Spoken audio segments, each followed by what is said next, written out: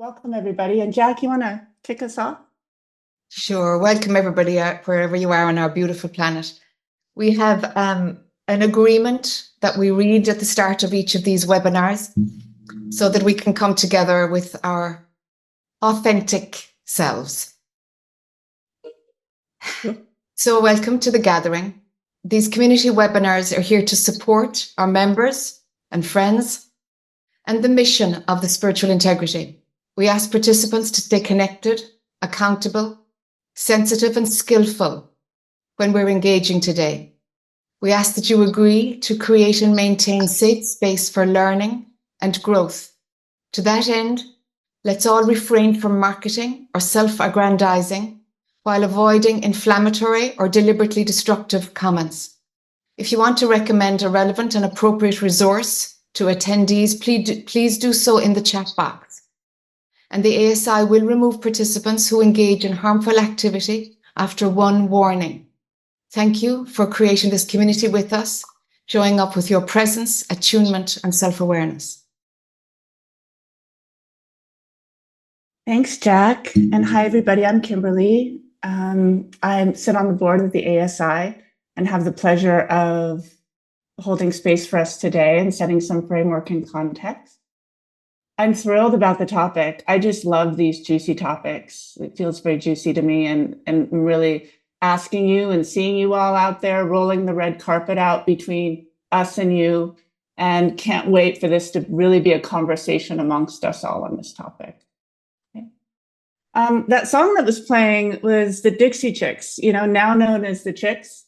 And in sort of the culture, of course, I have a certain bias in how I experience it, but if you look at the history of cancel culture and this topic, often the Dixie Chicks are pointed to as an example of the resurgence we've seen in modern culture.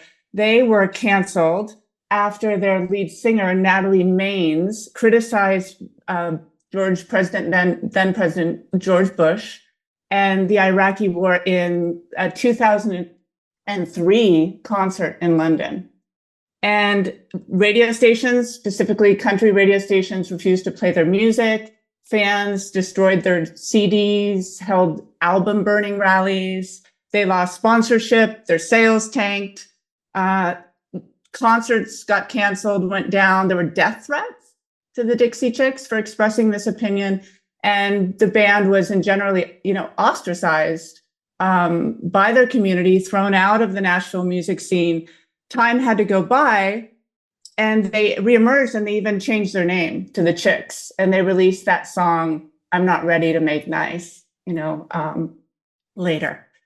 And in our culture, we see also what we may say are positive sides of cancel culture. And cancel culture is generally understood, and I want to know your definitions in a minute. We'll open it up.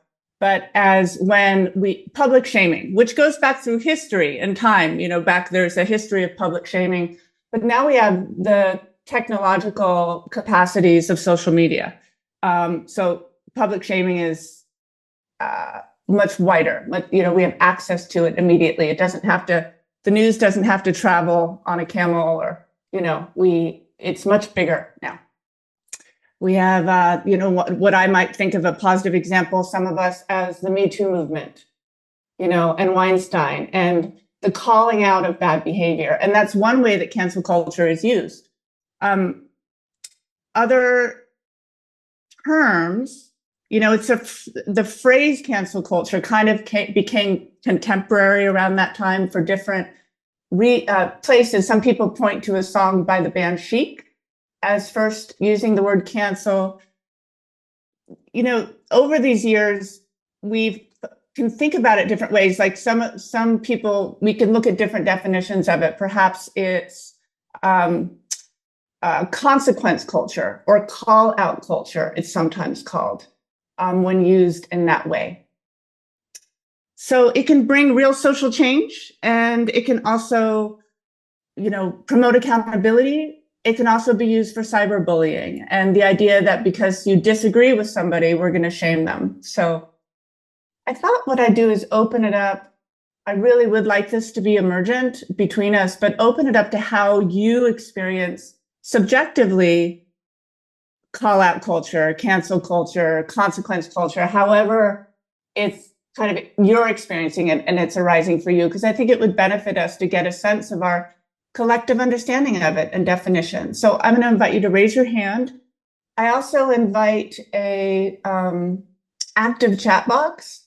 I love a good sidebar, as you know, so please be active in the chat box and get up in there and express yourself as you are called to do so. So who would like to share their understanding of the topic, cancel culture? Yes, Michael, I see you. Hey, well, my wife is from South Korea, and we lived in the San Francisco Bay Area for a number of years. And I would see regular prejudice and things extended toward my wife. You know, we would go to a school conference for our son, and the assistant principal turned and only addressed me and my wife standing right there. And my wife has a major education. And I think in a way that's kind of cancel culture. We've seen a lot of that.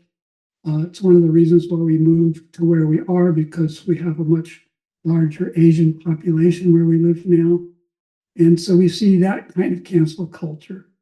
In the spiritual world, you know, like Rick, spent time around Maharishi Mahesh Yogi, and I remember seeing a lot of negativity around that.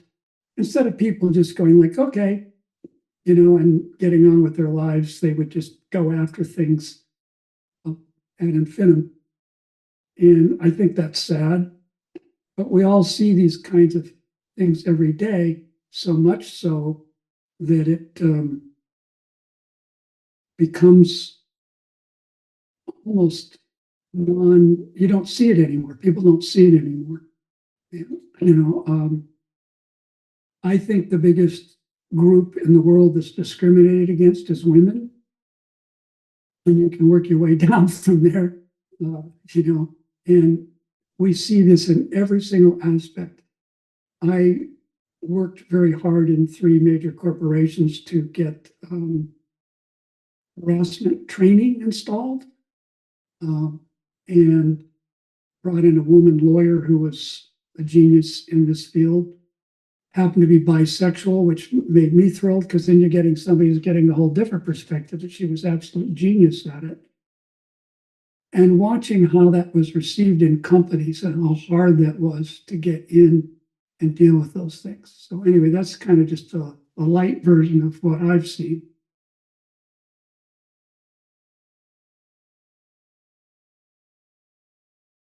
Thank you so much for sharing that, Michael. I'd love to hear the first person experience of that.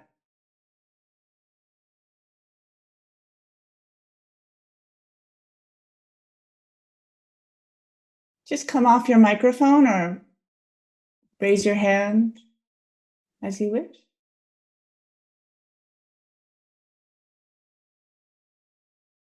I will speak about this. And I'm going to tell you that I'm already having nervous system dysregulation speaking about it. So I'm just going to call that out. This happened very recently. What I'm noticing happening on social media is mostly around the war and everything that's happening in Gaza right now. Is very divisive. People are feeling very polarized around how people should respond. I myself and my husband have given money towards rescuing families that are trying to escape Gaza, those kinds of things.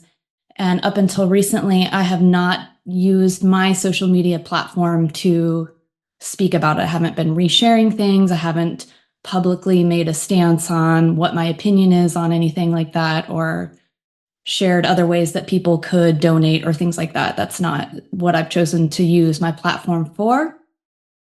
I'm someone that does healing work around nervous system regulation. So I don't necessarily want to put activating content on my feed where people that are my audience and clientele might be activated or triggered by that. I try to be a resource in the opposite direction.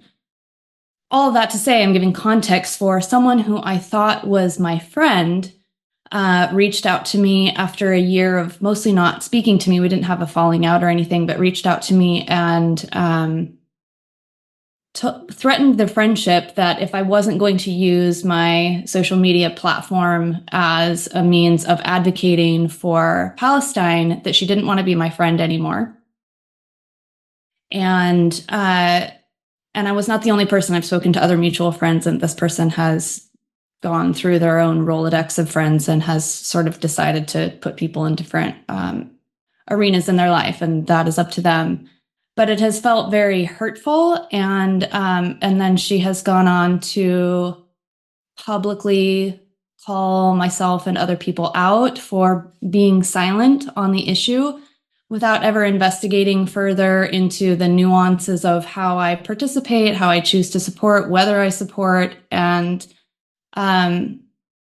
it's been a lot of layers of it's very difficult to find where one even stands when feeling attacked or bullied, threatened, or shamed. So I've had to work through my own personal activation layers of this before I could even come to like, how do I feel about using social media as a platform? And how do I feel about what people should do? It's brought up a lot for me to process. And so I appreciate that this group is happening just as a way to hear what other people have to say. But it's something I've been dealing with acutely in my own life. So thanks for hearing.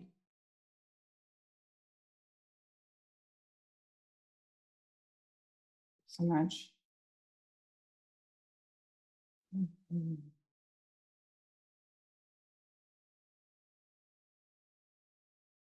There are a few comments in the chat room that I think warrant or might stimulate discussion if the people who posted there would want to bring it to the group.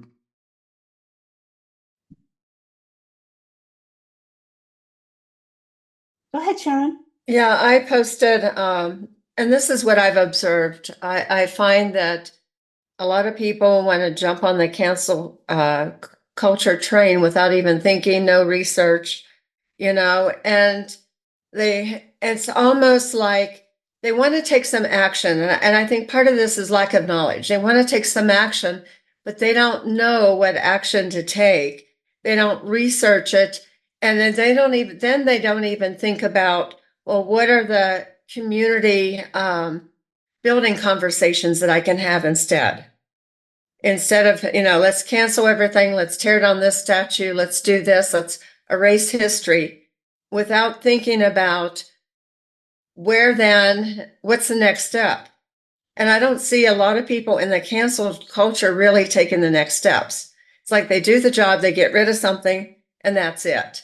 Then they're on to the next cancel culture issue rather than taking the time to figure out, okay, how can we build community? What are some common goals that we have together? And how can we share that information to not destroy, but to bring people together?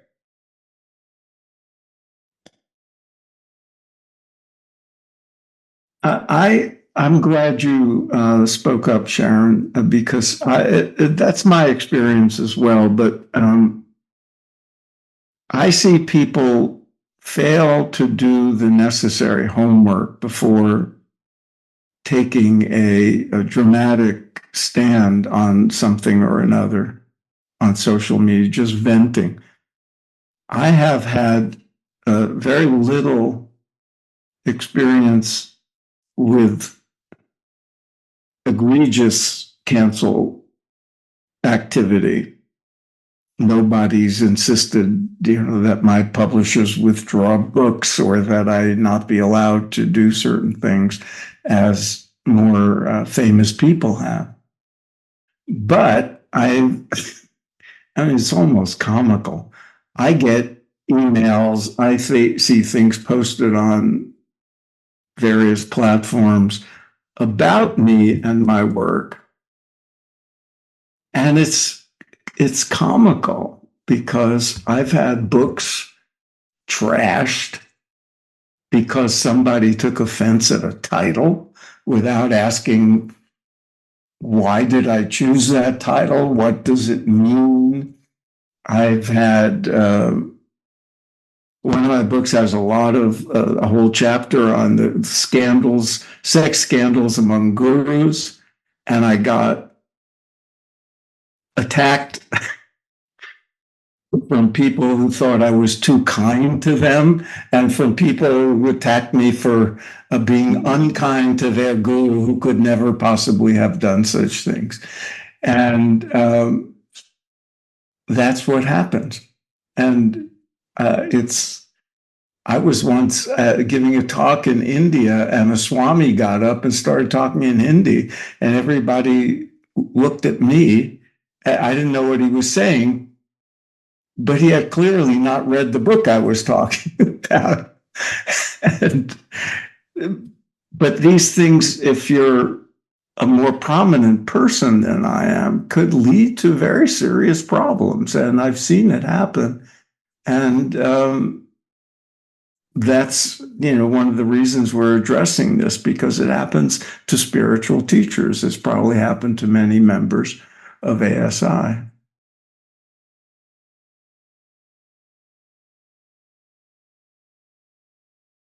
Not that I know what to do about it. Mm-hmm. It is sort of an occupational hazard of being a spiritual teacher too, is we're opening ourselves up to critique and to feedback at a wider scale with the technological aspects we have now, being able to communicate with each other immediately. So, but what's the difference between good critique and this phenomena of cancel culture? The question too is, how do we do it well? Do we do it? How do we do this? This phenomenon that seems to have its benefits and also its issues. David, do you want to share? Well, I'm really concerned about the speed at which spiritual teachers are attacked and condemned. What I'm concerned about is that there are two sides. There's a gigantic polarization that happens. I'm not so concerned about how many people are on each side, but I'm concerned that there are sides because the issues should be clear-cut.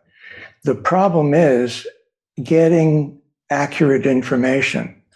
Is a spiritual teacher truly abusing their students, or are the students complaining because they have annoyance or irritation with the teacher?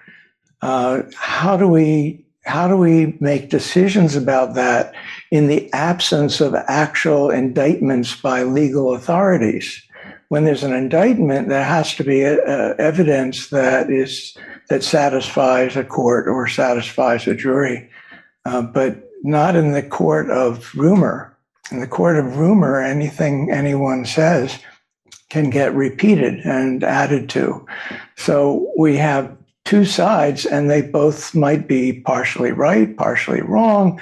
Maybe one side is right, maybe the other side is right. We don't know because we don't have accurate information. We have emotions. We have people, tremendous emotions attacking spiritual teachers, and they might be right. We have spiritual teachers feeling very uncomfortable about the situation, and maybe they should feel uncomfortable, maybe they shouldn't. I don't know. There's so many questions here, and I haven't seen anything published that clarifies the issues for me. I've seen people say, oh, the evidence is very clear about so-and-so. I don't think that's true. I think it's just that there are publications on the web. You read them, and they're very well written, and they're all about condemnation or they're all about support. What anybody can write anything. That's not evidence. That's my concern. Indeed. Alon? Hi there. I posted on the chat that I'm a man that's been, I'm on year 8 of a cancellation process in a very small town, which has been very, very challenging, most difficult experience of my life. And yeah, just like for context, I live in British Columbia. I hired some professionals from Vancouver to navigate and create what is kind of the best practice for navigating a call out. And that completed about a year ago and was unfortunately a very dismal failure because the folks on the other side basically said, we're not interested in having any communication. We really just want to continue what we're doing with regards to cancellation. So, what are the silver linings of this experience? I think for me as a therapist, it's been about, awareness and growth. And, folks are talking about spiritual leaders that are called out and the frequency of that. One of my teachers once said something very wise, which is, as soon as you become a leader, you paint a bullseye on your back. Which I think is probably true for most of us, as spiritual leaders. And yeah, the other comment that was coming up for me was, I think as people that are probably kind of at the forefront of thinking about this, we know what the challenges are, and it's kind of easy to name the cultural propensities that are not working. What I'm more interested in are what are the directions that we think would be wise to go in that could work for us. So, another teacher of mine said it's very uncomfortable for people to sit on the fence. So when there's a when there's a binary situation, people want to fall on one side of the fence or other just to settle their own nervous system. Like, I know what I believe now. It's very uncomfortable to sit in that middle space, which is really where the wisdom, I believe, comes. What are the two binary sides, and what's the wisdom? What are the facts? What are the issues? That's where we still weigh things. But how do we get our culture to be willing to sit on the fence and sit in that place? How do we?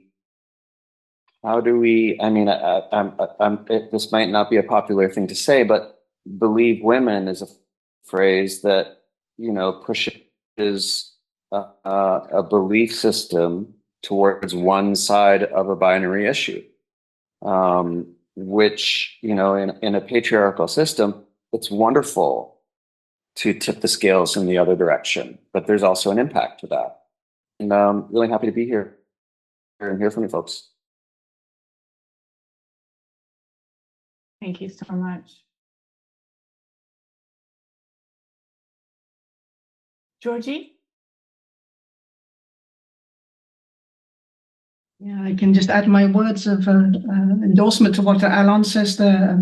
He highlights the polarity of the polarization into either or, for us or against us, with us or against us, kill or be killed. This kind of very basic survival-based programming of binary mind, two options, black and white. And as spiritual teachers, there has to be the capacity to stand in a place which is beyond this kill or be killed psychology, which is basically the psychology of war. Might is right.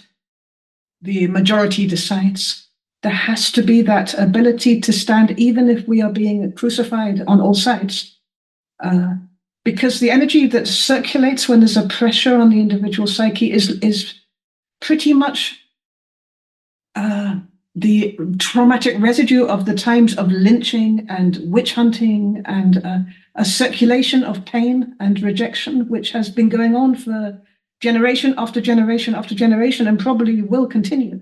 But every single spiritual teacher, whether it's Jesus with the crucifixion or most recently Thich Nhat Hanh, faced a kind of crucifixion of rejection, a kind of lynch in order to crack open the wisdom which moves beyond this either or programming. Thich Nhat Hanh, for example, spoke about being for peace in Vietnam, and they hated him from the north and saw him as a communist. They hated him from the south and saw him as pro-American. The Americans hated him and saw him as a communist. And all he was ever teaching was compassion and being attacked on all sides. Nobody wanted him. In the end, only France would take him. That's the paradigm shift. It's to stand outside of the ocean of circulating emotions where the rejected then reject. For example, the trans community has been so cancelled. So they're simply and shamed and excluded and really bullied and beaten up. And they are literally circulating the energy back again, victim perpetrator, onto the crowd. And we see this dynamic again and again. And with a spiritual teacher, it has to be the buck stops here. We're going to look at the energy. We're going to look at the actual suffering inside the person in front of us, irrespective of the narrative. What's actually being felt, what's actually being suffered. That's my thinking anyway at this stage on this stuff. I'm sitting in Israel where I've heard so much of the campaign against Israel and the campaign for the war on both sides. And at the same time, I'm sitting with people in therapy who have just lost their son in the army, who was an 18-year-old boy who just was killed by friendly fire, or sitting with another one whose child is killed in the festival, which is like a Burning Man festival where there was the massacre. And that's the real thing. This is the suffering. And it doesn't matter if it's the mother on this side of the border or a mother on that side of the border or a child on this side of the border or a child on that side of the border. In that moment of suffering, of horror, you don't care if you're a Jew or an Arab or an Israeli or a Palestinian or what they think about you in Virginia, for God's sake, or what the opinion is and who is trying to please who by having the right opinion. It's just shock and suffering. And that's where we have a responsibility to meet people. I leave it like that. Sorry, I get emotional. Aho, Georgie, thank you. Rick? Hi. In case you can see this scar on my nose, I had some skin cancer taken off. Makes me look more macho. So reportedly, Nisargadatta said that the ability to appreciate paradox and ambiguity was a sign of spiritual maturity. I don't know if he said that or not, but so I heard. And I think that, I'm stating the obvious, but echoing the comments a few of the others have made, the truth never lies at one polarity or another. It usually is, encompasses a range of a very wide spectrum. And, but yet society is so polarized. And I think we're probably a ways from this, but I wish that we had public, call them debates or maybe conversations on contentious issues. We're very well moderated, where you wouldn't just get your little soundbite in, but you'd have an opportunity to speak at length, and then the other person would speak at length, and there'd be actual communication. And this stuff was broadcast on in prime time, because most people are extremely uninformed about most of the hot button issues of our day. And as someone mentioned earlier, they get, maybe it was Phil, they get very fired up about something without actually having educated themselves about it. So, I mean, whether it's the situation in the Middle East or gun control or abortion or, all these different issues that we fight over in this country, at least, it would just be so lovely if we had like public forums on television where everybody could discuss things at length and we could actually educate ourselves. Because as it is, we're just kind of digging deeper and deeper into our respective rabbit holes. Anyway, that's just a hope or a wish. And taking Nisargadatta's statement to heart, I find it very evolutionary to try to stretch my own perspectives and at least listen to differing perspectives, which is not to say I will necessarily adopt them, but at least I can understand where the person is coming from. Anyway, that's all I have to say at the moment. Thanks so much, Rick. One of my teachers always said, find the part of the truth in there. Any differing opinion, find the part of the truth. Yeah. Rebecca. Hi, I think I get a lot into this based on kind of Rick's advocacy. And, you know, I was part of a community that was involved in very public online shaming. And for me, I never felt it was appropriate to engage in that. I think if you have a problem with somebody or something's been brought to your attention, it should be done behind the scenes. I don't think social media, straight calling out people's names online or posting articles is necessarily appropriate in my mind. I think if you have a problem with somebody or if you're aware of the situation, you should talk to somebody who can actually, you know, start to resolve it or has that kind of ability to do something about it instead of taking that on and publicly shaming somebody. Because I have been reading recently Brene Brown's book on her study and research, especially in women who are, you know, ashamed. And so I think there's that whole thing about, you know, that shaming somebody doesn't really do anything positive. The best way to do that is to actually ask for, you know, accountability if there has been a wrong or some sort of you know, mediation, like the one gentleman does mediation, you know, things like that I think are more appropriate than outright creating websites that solely call out somebody or what have you. I think one-on-one going to people that can make the change, such as you've been trying to do, is more appropriate.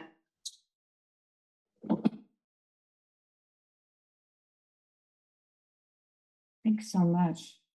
Linda?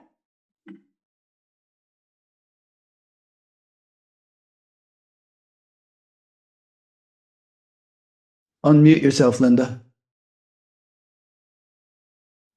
All right, there we go. Sorry about that. Okay, I think this issue of what we're calling cancel culture raises huge issues. And I hear different people talking about different aspects of it. But I think it's really important to remember context.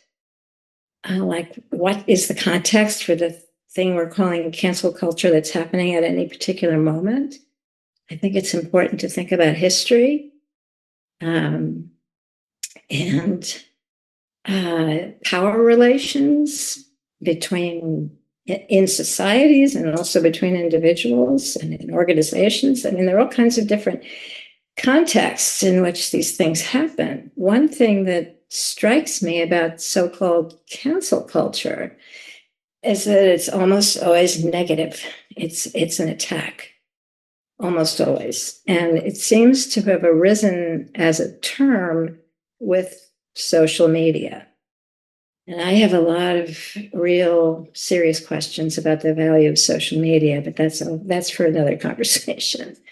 I don't think that the Me Too movement is cancel culture. I mean, it's a movement, a social movement for change, for rights. Yes, there's confusion in it, but I'm just using it as an example. It's not cancel culture. Harvey Weinstein is a convicted sexual predator. So what's the question? So maybe I misunderstood, but I heard something earlier about Me Too as an example of cancel culture. And so I have a lot of questions about the use of social media. And I think that people have always wanted to take positions and express themselves. And it used to be in this thing called letters to the editor. Anybody remember that? I mean, there were smaller numbers of people who were speaking up and taking positions, sometimes positions that made sense, sometimes crazy positions, but it was on a very small scale, really, if you think about it.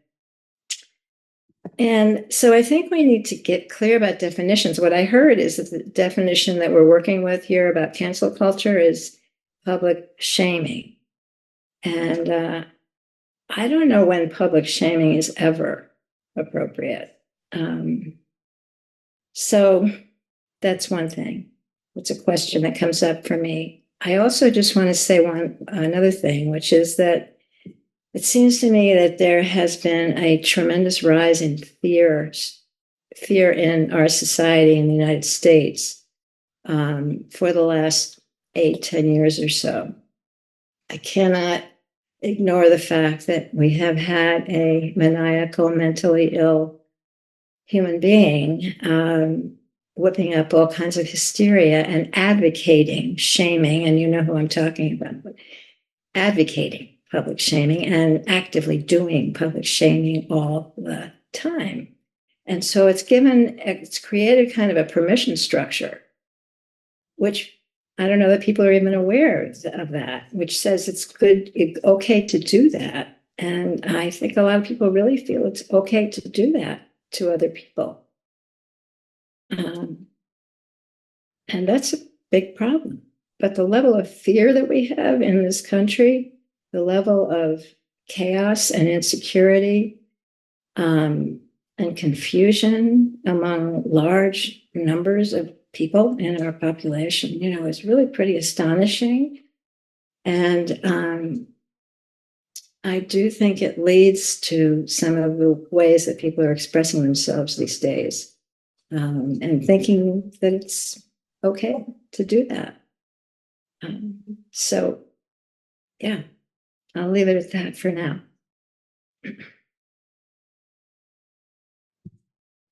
Thomas. Hi, Kimberly. Hi. Hi, everybody. I'm new to this group. I don't know a lot of you, but I'm really appreciating this conversation. So I have a background in development, and I tend to bring a developmental lens to things. And it might be helpful to think about this developmentally for a moment. One way to think about what we're calling cancel culture, and that can mean a lot of things, and it can occupy a really broad spectrum. But one thing that I thought might be helpful to name is that from a developmental standpoint, a lot of what we call cancel culture arises at a kind of postmodern sensibility or a fourth person perspective, where essentially we could say the gifts of this consciousness is that it's vision logic. It has a pluralistic perspective. It can see exploitation, marginalization, and harm in a systemic way that earlier stages of development can't see so well. And maybe one of its liabilities, one of its immaturities, something that's in the process of maturing at the fourth person perspective, is that like once I see marginalization and harm, I feel a natural kind of sense of rage that other people don't see it. And it creates an urgency in me that I want other people to see it. And I'm so passionate about it that I'm willing to call those people out for not seeing the same harm in the way I'm seeing it. You pair that structure of consciousness that we could call fourth person or postmodern with a structural technology that we call the internet and social media, which also has a kind of resonance with the fourth person perspective because it's a new platform of communication where voices are non-hierarchical. It's just like pluralistic perspectives pouring into a space. And so like maybe in short, I could go on, but maybe in short, I would just bring in this element of cancel culture as an evolutionary emergent.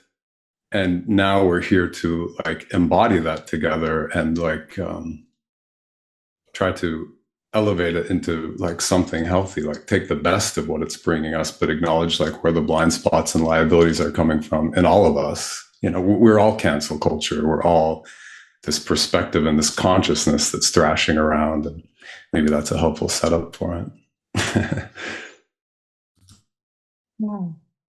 Consciousness thrashing around. All of your shares are so beautiful and brilliant to me. I think a lot about how we use it for good, and use our social power, and our ability to communicate. Yeah. Thanks for that developmental view, Thomas. Scott, I see your hand. Yeah, thank you. I appreciate that developmental invitation too, as well as the context that Linda brought in. And it's obvious, I think, but part of the context is trauma and relationship skills and motivation. That's one of the main things trauma does, is makes it hard to connect. It disconnects us, it disembodies us. And I mean us, all of us, we're all wounded. So I think that contextual aspect of this is just super important, as well as a transformational lens. It's one thing to send somebody to jail because they did something wrong, but where's the transformation in that?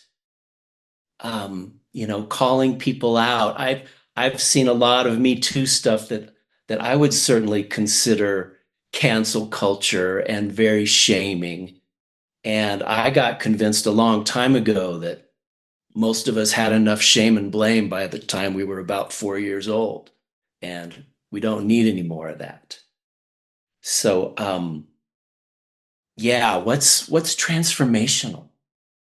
And to what extent do spiritual communities and teachers really prioritize the interpersonal and relationship skills and invite their sanghas into that deep work that is such a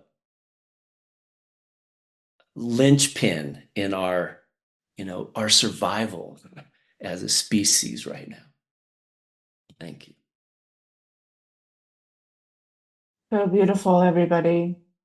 I also feel and recognize the fortune and privilege I have of being able to sit around and talk about these things where I'm not at war and people aren't,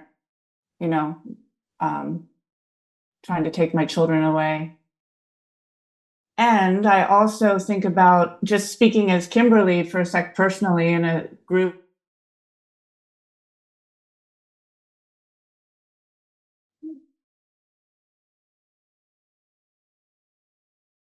Kimberly froze.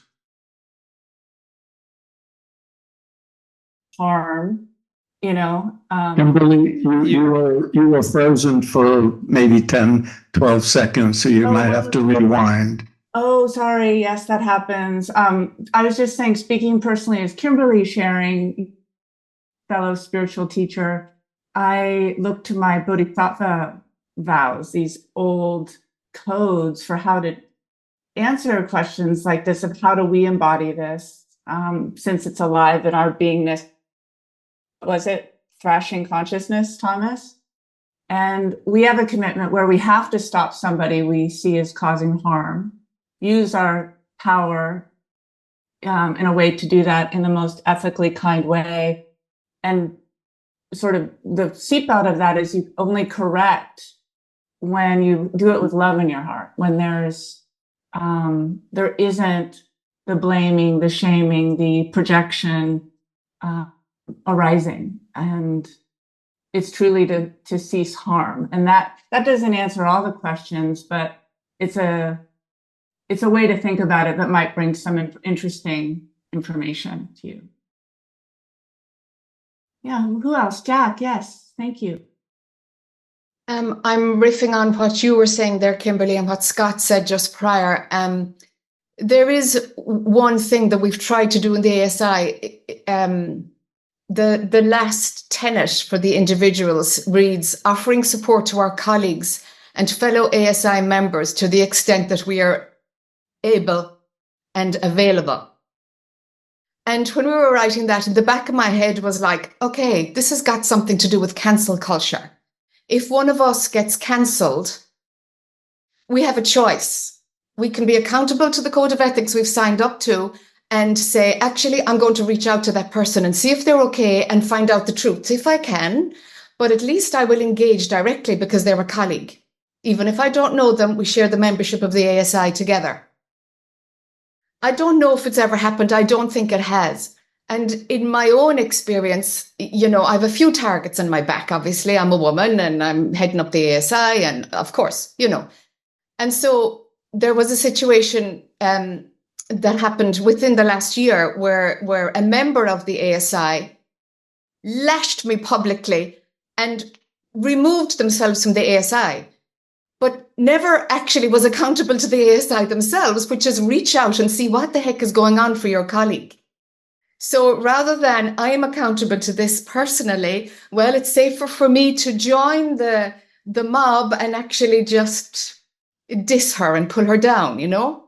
So it's interesting. It's like, gosh, the pull to join the mob is stronger than at least one ASI members' own commitment to their own system of accountability.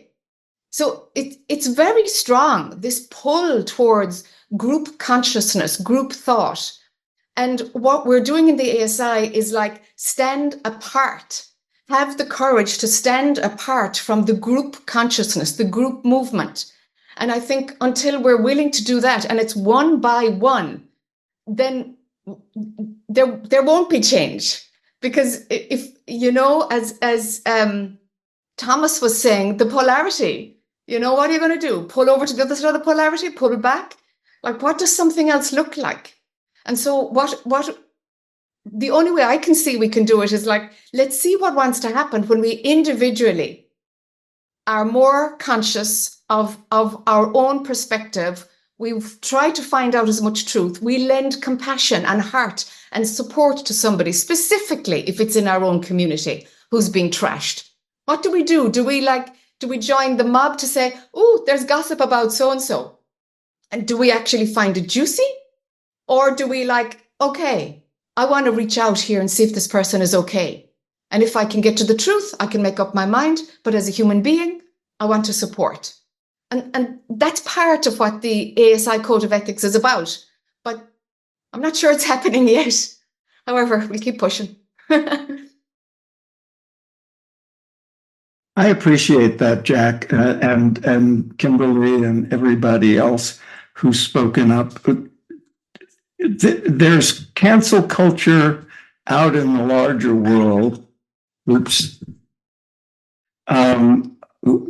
As it affects politics and entertainment and all that. In our domain of spirituality and spiritual teachers, I think it's incumbent upon us, especially ASI, to demonstrate what we would all agree would be evolved spiritual virtues: discernment, fairness, compassion. One of the reasons cancel culture has come under fire is because the very word cancel is a extreme kind of punishment. It means you're done. You're out. You're canceled. You're fired. You've lost your job. You've lost your reputation. You've lost your platform. All that. You're out. And often without what we would call in the legal world, legal due process. Without the person being heard, sometimes for things the person did or is alleged to have done 20 years ago, not accounting for the possibility of people changing and growing and learning and repenting and having remorse and making amends and all the usual things we think of. So I think it's incumbent upon us to, while trying to hold misbehaving people to account, to do so with proper procedures and proper emotional content so that the person is treated fairly, that the accused has his or her day in court and is listened to and has the opportunity to tell their story before being canceled prematurely. because I've seen that. And I think we all have, just as we've seen spiritual teachers get away with egregious behavior, we've also seen people being treated rather unfairly without proper procedural and compassionate reach out.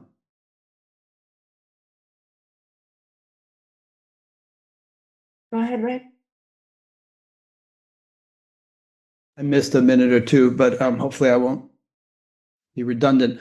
But Jack was saying something about group mentality, and like we could almost use the word mob mentality, and it so much characterizes the kind of stuff we're talking about in so many areas, but specifically with regard to spirituality, there's an interesting dichotomy, which is on the one hand, spiritual traditions advocate the tuning yourself to the guru and being obedient and submissive in a way, and just behaving yourself and doing what you're told in order to learn.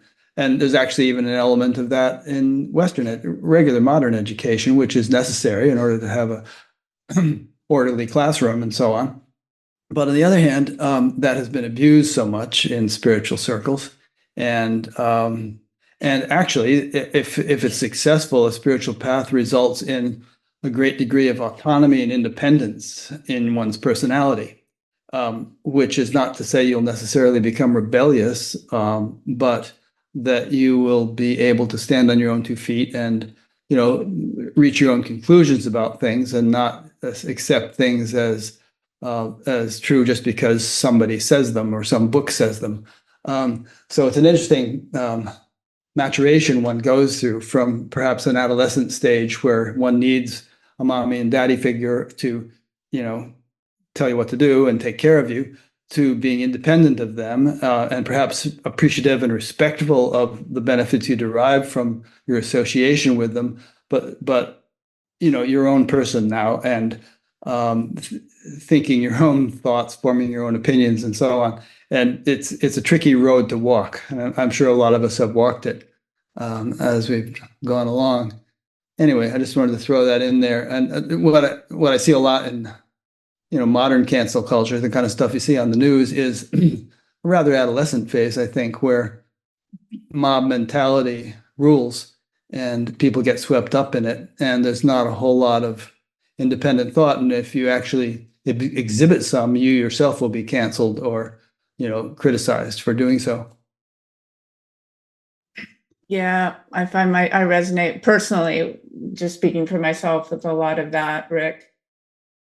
Also, developmentally, there's a stage when we are, all of us, and we carry it in us all still, when our identity is really fused with our friends and what other people think, and fused with the collective. So that's not necessarily, it's early, like Rick said, it's just a part of us, and where that makes sense. And it is really, really painful when, your friends defriend you or whatever because of beliefs. And I understand all of that too. Yeah. A lot of wisdom in this room. I'm feeling. Alan, love to hear from you. Yeah, it's just occurring to me in listening to all of this that really all of us are targets of cancellation just by virtue of our spiritual beliefs. Spirituality and teaching spirituality, it has no place in the discourse of the Western scientific and cultural paradigm, really. And it's a kind of passive cancellation. You just don't see it, and it's ridiculed, and it's demeaned and thought of as bizarre and superstitious and primitive in so many forms. It isn't. In some forms, it's attacked, but it's a kind of passive cancellation that's pretty insidious and pretty much a part of Western thinking.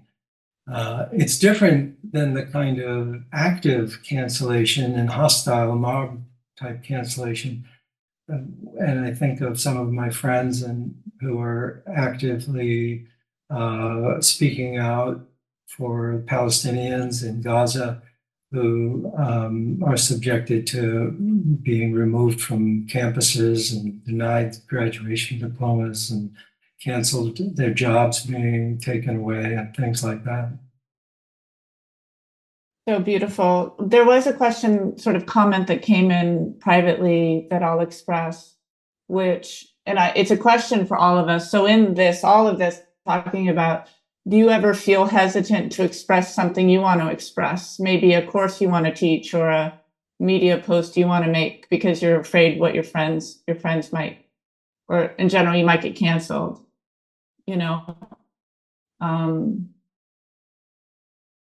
kind of a rhetorical question, but it was placed out there as any advice, for this person who might want to, the example I'll just say, since it was anonymous, was this person wants to teach woman-bodied circles where it's born women-bodied. So even if you identify as a woman, I assume, you can't go. And would that be, I got nervous even saying that a little bit in my body. I could feel a little activation, right? Because the trans topic, for example, is I don't mean to, it's a challenging topic that can polarize. So do any of you not do things share things? Would you, because you're afraid to get canceled? Oh, thanks, Michael, for admitting it. Yeah, Brianna, Thomas. Me too, I'm sure. I just try to stay off social media altogether. That's how Georgie? Isn't it necessary to see that kind of question as a call of pain, as a scream of pain, even in the question? And when we are in a difficulty like that, and it's in such a way that whoever it is feeling she can't move, she's freezing, then there's something to be looked at. Somewhere compassion is being lost. And rather than moving from fear, to try and get insight into that scream of pain, which would be in a transgender woman, for example, in being excluded. Rather than turning it around and saying, oh, I'm afraid of being cancelled. How am I moving with the energy of cancellation? Did I freeze? Or is it, oops. Okay. When we look at ASI and listening to Jack speak, the whole organization is partly based on calling out abuse, trying to regulate some kind of ethics for the whole area of spiritual teachers and therapists. We are cancelling people. We cancelled Muji, in effect. We cancel anyone who's a little bit out of line. We're constantly discussing who can belong, who can't belong, how to belong. It is quite important to look at, I think, and Jack brought it forward now, like when in a group, for example, somebody is recruiting against, in this instance, Jack, and slagging off other spiritual teachers and trying to make a campaign based on, which is basically a kind of abuse of the platform. We saw the same thing with the pandemic, different points of view now with Gaza. Like, what is the approach then? Like, how do we stay in, how does ASI stay in the dimension which is non-polarizing, looking at the actual suffering that's going there, the actual energy that's going there? Because also as a community, ASI could easily move with a cancellation culture, easily. Its very existence is practically based on that. Sorry, I'm like crying the king is naked here, but there is something there. Yeah. Just throw that out there now. Georgie. Michael, I see you. I don't know how to do the hand thing. I haven't figured that out. Sorry. But I still have one of these. This has been really excellent, and I very much appreciate everybody sharing what they've shared. I grew up in odd situation. My mother was the queen of cancel, mostly of me. And, but what that taught me was that it wasn't about me always. Not that I didn't have ample room for improvement, because I always try to listen, not always fast enough. It takes me a couple days to process things and figure out how I can improve myself. But I've also realized that a lot of cancel culture doesn't have anything to do necessarily with the people that are actually being canceled. There seems to be a lot of ego-based, I can cancel somebody, I'm powerful kinds of things. And we're seeing a lot of that. At least I think we're seeing quite a bit of that in the political sphere right now. But I think it's important to sit back a little bit and analyze how it's hitting you personally. I was with Maharishi for years and I never saw anything weird go on. And I was even his personal assistant for a while. And then I come to find out later that there was some stuff that went on. And I didn't want to believe it. So I started researching, I started talking to people, and I couldn't find anybody who gave me any hard evidence until finally some women that I personally knew. And I said, look, if there's anybody I know, it might be you guys. Well, 4 of them came forward and said, yes, they had actually had some experience there. And that made me immensely sad. But I also feel that sometimes we shouldn't throw the baby out with the bathwater, which is one of the things that cancel culture tends to do. We immediately label something as bad and that's it. It's no longer, there's no gray areas. Maharishi, in my opinion, did a tremendous amount of good in the world, and he had flaws. And we see many teachers who have flaws, but it doesn't mean that they don't present information and things that aren't necessarily useful or good or positive or correct.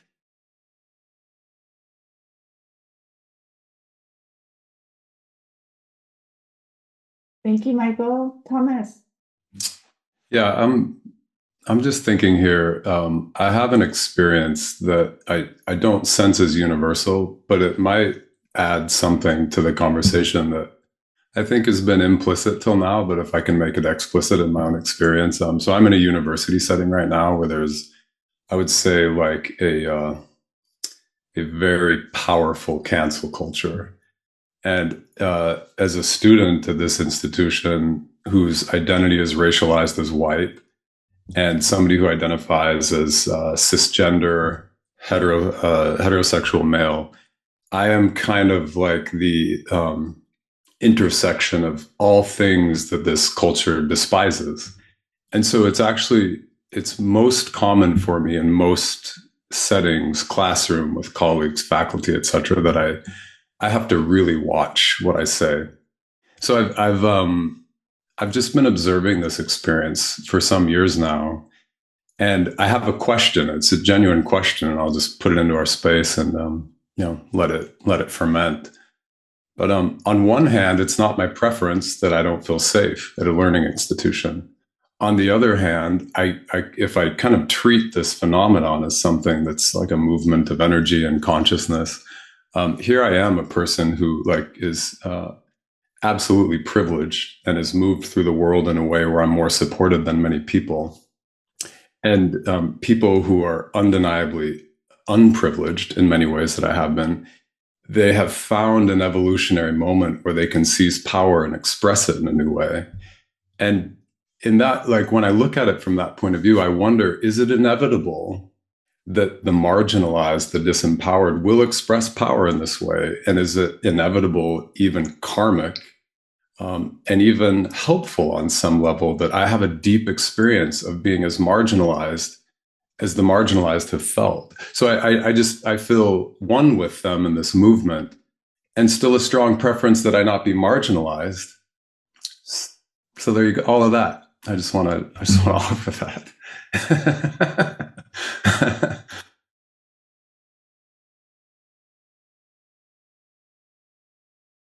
Thinking that in. Thank you so much, Thomas. all these people. Rebecca. So I just wanted to say off of what Michael had been saying about, how when I grew up and was actually in a religion that was involved in shunning behavior. And so there were periods when people pretended like I didn't exist and things like that. So there is part of this cancel culture, I think, kind of goes along with some old school religions where, you just cut somebody off and maybe that controlling behavior will encourage them to return to the group, and it actually causes physical and mental harm long term for individuals. So it's not just about like setting boundaries. I think is different than actually trying to ruin somebody's life and have a form of control over them.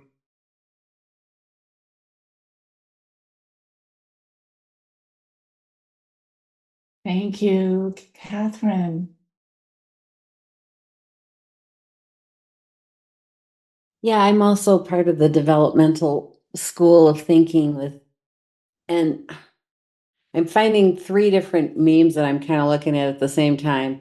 One is the crucifixion meme, which is also a little bit of an extension of Eric Burns' Games People Play, where the alcoholic game is victim persecutor. But crucifixion meme also adds in the rescuer. And it is so really a dicey one because you could be above it and able to see all three roles. But if you're in relationship with folks that identify as victim and are trying to gain their power, they often will go to persecutor or rescuer unless there's a way that they move evolutionarily beyond that game, that meme. And I think that meme is playing out with the three different prominent cultures that are online in different ways. You have the traditional culture that's conservative and wanting to get back to the farm or whatever it is. But then there's still very much like in the realm of religion and crucifixion, and they play out all that. And so they have their own dynamic with cancel culture within the traditional, overview. And then you have your modern, which is individuals, and then they'll be starting to still play that game. And then you have your postmodern, which is like, I think Thomas was saying, let's look at, well, that one comes online and that is technologically, but they're all also like, let's make everybody non-victim, and yet we're still going to victimize. we're still going to persecute, and we're still going to cancel. And so there's this new, I think, arising with folks like us and people who can really consciously see it all. And you can't transcend something unless you can see it. But then the other little piece with development is that none of these are really looking at like what is shared power and what does it mean to really support each other when we're together for us all shining. And so you can have your individual shining and stand up for yourself, and yet it can still create all these triggers even if you're just being yourself. And I'm working with my daughter now in middle school and I'm rereading stuff about how to raise a middle schooler in digital world as well as analog. And it's fascinating because she's needing to learn how to be assertive and polite and not aggressive and mean girl, just even in middle school. And that's a stage of development too, that I often look at what's going on and I think, is everybody stuck in middle school? So it's just kind of plopping in like the bigger picture of the prominent cultures that are online. They're still kind of stuck at times with this. And then each one of us has to figure out our way of being and meeting and supporting the shine factor and the love and the enthusiasm with God, Theos, with God, it's like fascinating. But I just wanted to drop all that in.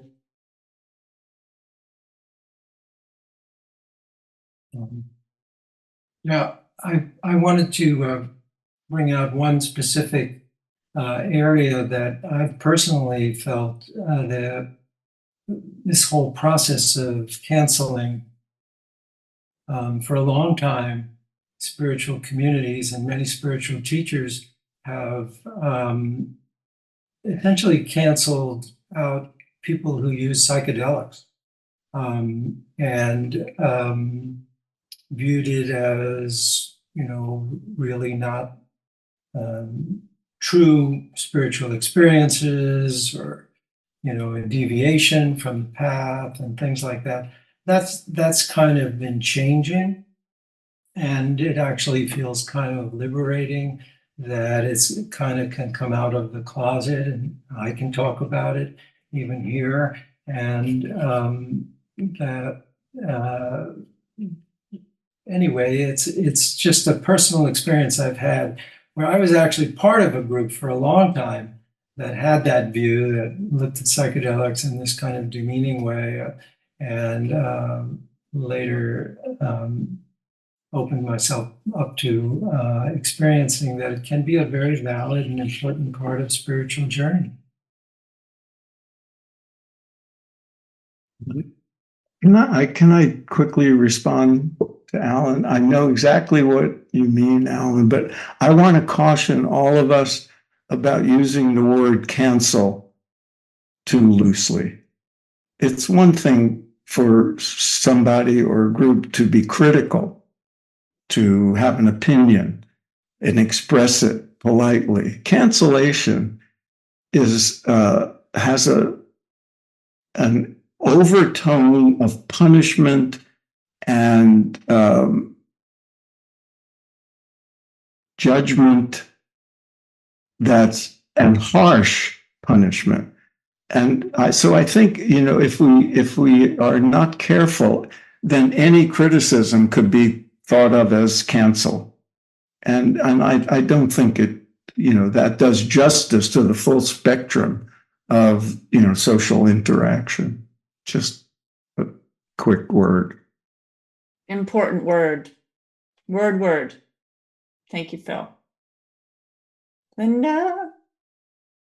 Yeah, I just want to say quickly how much I appreciate Phil's last comment. Just the thing you just said now, Phil, it seems very important to me. Definitions are important, and cancel there's a lot of meanness going on in what we call cancellation.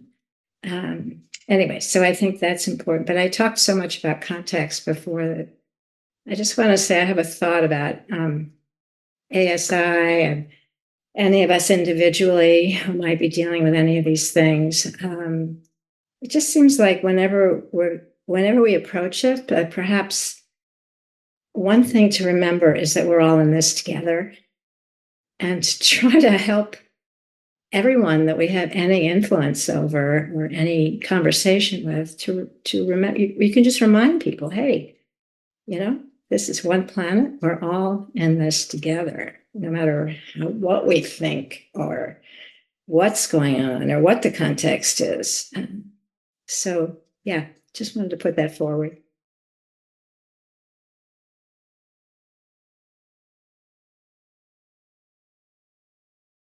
So beautiful, everybody, all of your shares, really taking them all in. I'm so glad this is being recorded.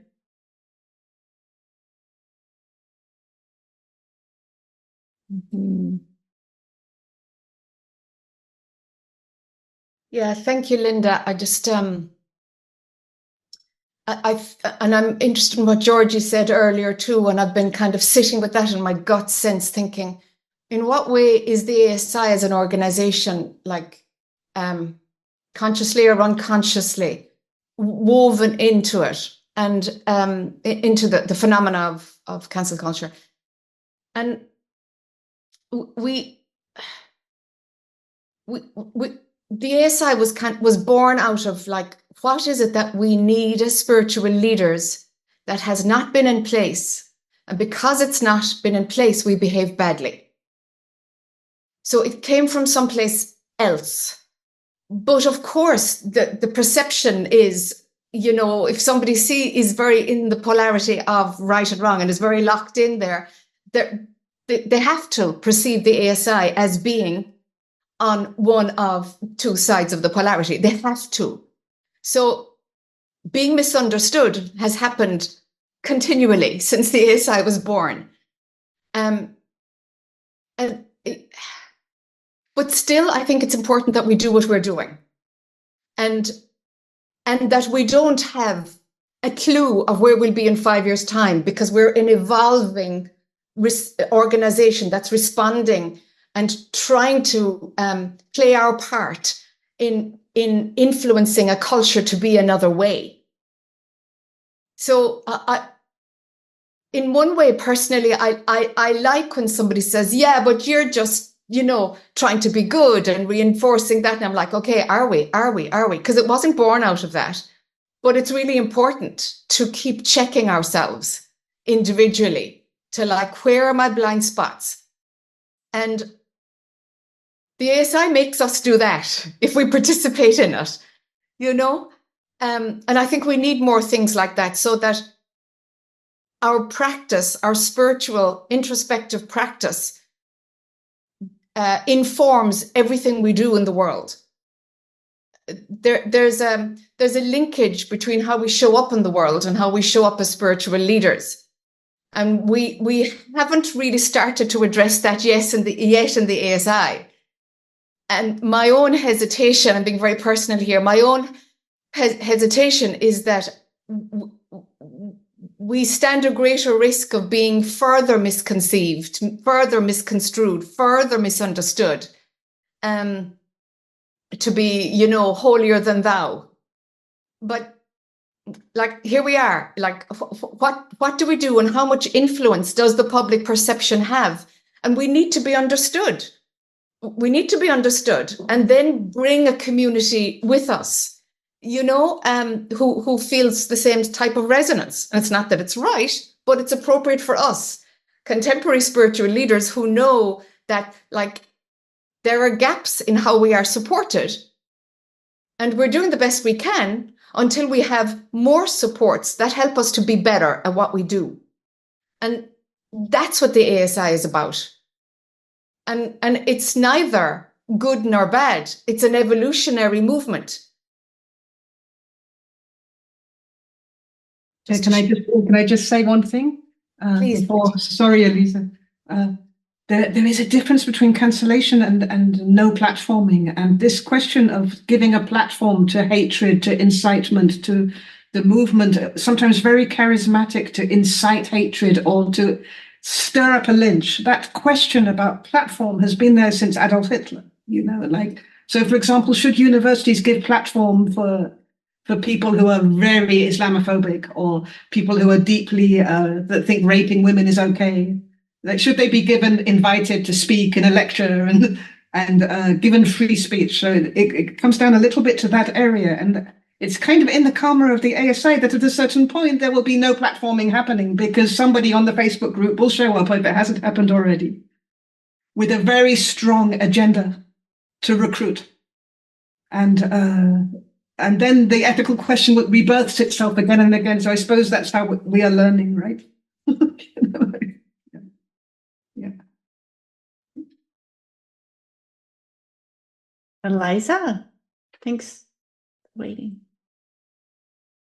I really appreciate the distinctions that are being made, and I would like to offer what a loving act it is to help someone learn to set a limit, learn to find a more ethical way of behaving, or showing up in the world.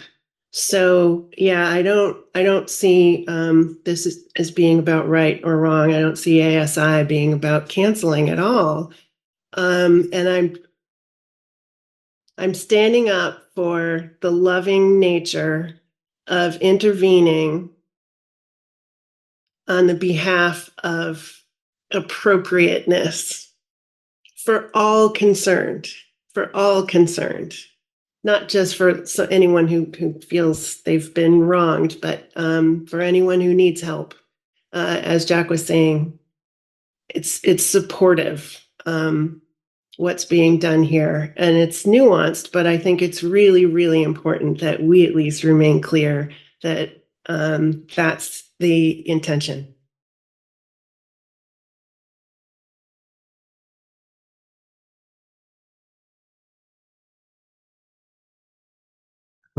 I'd be interested in the community's opinion on something that those of us on the ASI board have had to deal with. It seems one of the more insidious things about extreme cancel culture is when accusations are made anonymously. And we've had some. We've had people write in about a teacher, but without identifying themselves. And we've debated it. And I'm not sure what our policy should be, because you would hope that people would have the courage of their convictions and be open to dialogue by naming themselves. But at the same time, some people are, legitimately afraid of being identified because of repercussions and backlash. I'm just throwing that out there because it's such a huge phenomenon on social media, but it's already entered our little domain. Thanks, Phil, for jumping in there. I myself just wanted to feel, I felt a lot of gratitude for Eliza's share. I froze before I could start applauding, but it kind of leads us to where I hope we can leave off this call, and our time together is us in our individual lives, in our communities, in our culture. How and when can we utilize this capacity of social power with modern technology, our role in the ASI with it, our role individually with it? How do we do it motivated truly by wisdom and love? Creating boundaries and relative reality because we want to, not cause harm. And how, I hear something in that resonance of when it really is from a place of clarity and love. It's also helpful to check in with, people you trust to give you feedback, get other people's perspective. I also hear that in what we're calling out for here is, can we do that for each other also? Are we brave enough to also critique each other with compassion, right? Rick? I just want to respond to the point Phil was making. I get feedback all the time from people who are reporting rather horrific behavior on the part of spiritual teachers, but who are terrified about being identified because of the blowback they'll experience, if their names are known. And in fact, sometimes their complaint about a particular spiritual teacher is that they really go after people on social media who are straying from the fold or, not towing the party line or whatever. And this happens obviously in the public sphere too. I mean, there are so many women who were terrified for years about coming forward about Bill Cosby or, Harvey Weinstein or any of these people because, they get torn to shreds when they do so. So it's a person's desire to remain anonymous does not invalidate their complaint, I guess I'm saying. And particularly if you get multiple complaints and everybody wants to be, anonymous, it strengthens the legitimacy of the complaints, even though they need to remain anonymous.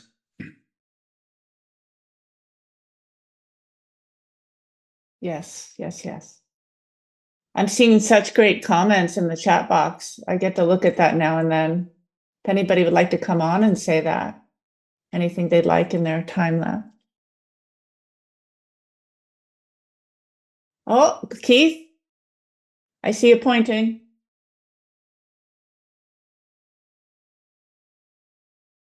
Hi, yeah, hope you can hear me. Jolly good. I couldn't find a hand.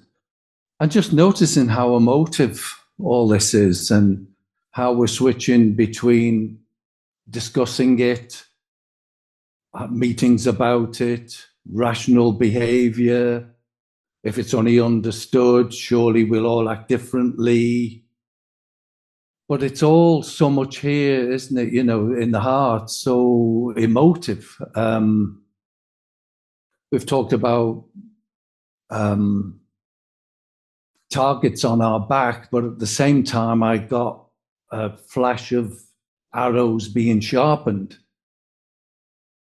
It's not just about targets, it's about arrows. It's about people needing to vent, about.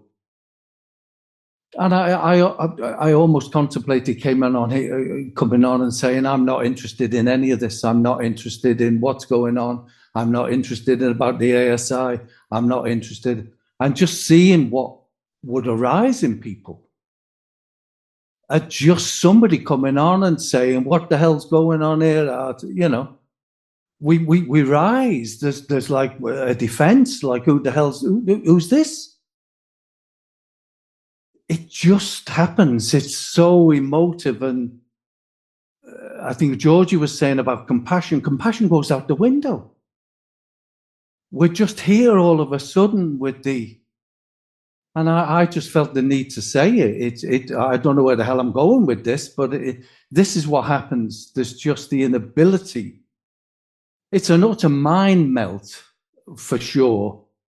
We're trying to deal with what's going on here well, is this right? Is that right? We do, and then we bring this in and, whoa, dear me. It's an absolute soup. It's wading through a treacle that whoa. It's wonderful it's happening. It's wonderful the ASI is here.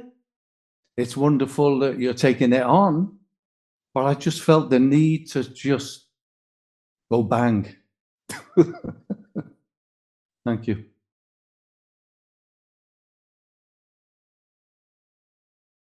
Thank you so much. Great one-liners. I'm going to remember wading through a treacle. That's exactly right. Spirituality is a whole body thing. That seems like a great place to close off, I think, because I'm recognizing our time here. Any of the board want to say anything else, or shall we close? I'm just feeling a lot of gratitude. We ready to close? Well, may this be of benefit in big ways and small for us as individuals and everybody else that we touched. And really grateful for this community, and thanks for being here, everybody. Yeah. All right. Thanks, Jack. Thanks, board. Great to see you all. Thank you, everyone. Thanks so much. Thanks for coming, Thomas. So fun to see you all.